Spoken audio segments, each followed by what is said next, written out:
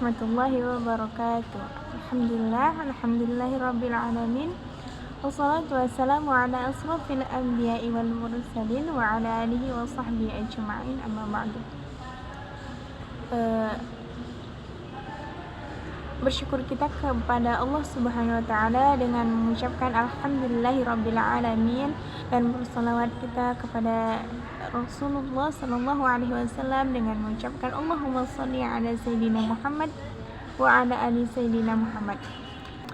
Baik, di sini saya akan menjelaskan sedikit tentang pembahasan hibah, wakaf, dan wasiat.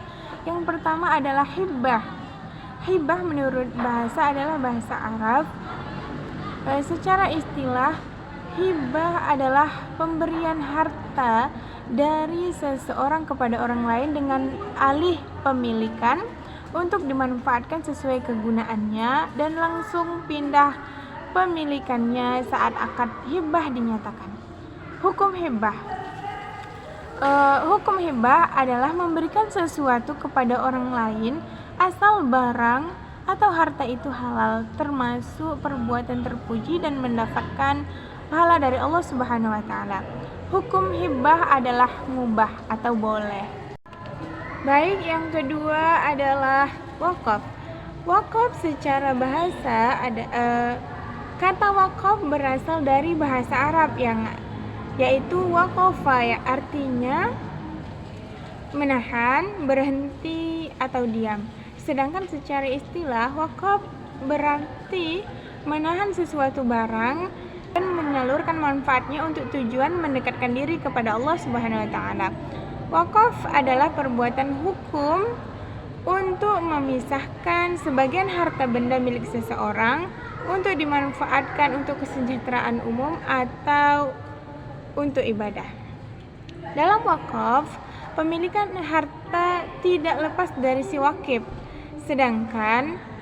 sehingga ia boleh menariknya kembali atau menjualnya. Namun, orang yang mewakafkan hartanya harus memiliki kemampuan untuk menyerahkan hak milik tanpa pertimbangan material. Baik, wakaf dibagi menjadi beberapa jenis. Di antaranya wakaf ahli, wakaf khairi, dan wakaf mustara'.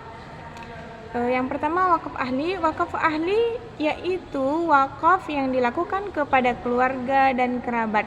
Wakaf khairi yaitu wakaf yang diberikan untuk kepentingan umum. Wakaf mustara' yaitu wakaf yang penggunaan harta wakafnya digunakan secara bersama-sama. Baik, selanjutnya syarat sah wakaf. Yang pertama adalah harta wakaf harus ada, harta wakaf harus sah, harta wakaf harus milik pewakaf. Pewakaf harus berakal dan baligh. Wakaf harus disertai dengan niat yang tulus. Rukun wakaf, yang pertama pewakaf, yang kedua harta wakaf, yang ketiga orang yang menerima wakaf, yang keempat niat wakaf, yang kelima ijab dan qabul wakaf. Baik, yang ketiga adalah wasiat. Secara bahasa, wasiat berarti berpesan, menetapkan, memerintahkan, mewajibkan, dan mensyariatkan. Kata wasiat berasal dari kata wasya yang berarti menyampaikan atau memberi pesan. Dalam istilah hukum, wasiat adalah pernyataan tertulis atau lisan yang berisi keinginan pewaris tentang pembagian harta warisan setelah kematiannya.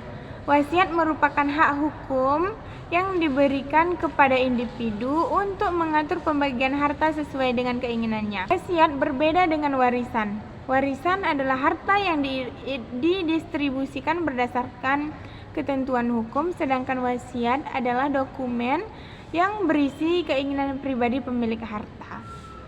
Baik, syarat wasiat.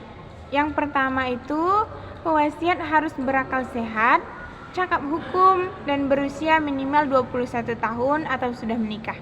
Yang kedua, pewasiat harus memiliki harta peninggalan.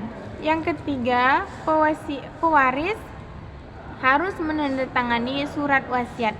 Yang keempat, pewaris harus menyatakan kehendaknya secara bebas tanpa paksaan dan tekanan dari pihak manapun. Yang kelima, pewaris harus mengenal notaris dan saksi yang terlibat. Yang keenam, pewaris harus mengenal penerima wasiat secara benar. Yang ketujuh, pesan dalam surat wasiat harus dibuat dengan jelas agar tidak menimbulkan ambigu atau salah arti. Yang kedelapan, surat wasiat harus dibuat berdasarkan ketentuan hukum perundang-undangan. Hukum wasiat. Hukum wasiat dalam Islam adalah dibolehkan dengan sumber hukum yang berasal dari Al-Quran, Sunnah, amalan para sahabat dan ijtima' ulama. Dalam Islam, wasiat dapat dihukumi wajib, sunnah, haram, atau makruh, tergantung pada kondisi dan tujuannya. Wasiat dapat batal jika orang yang menerima wasiat meninggal dunia sebelum pewasiat. Yang kedua, objek wasiat musnah sebelum diterima oleh orang yang menerima wasiat.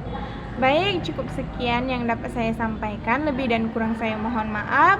Wassalamualaikum warahmatullahi wabarakatuh.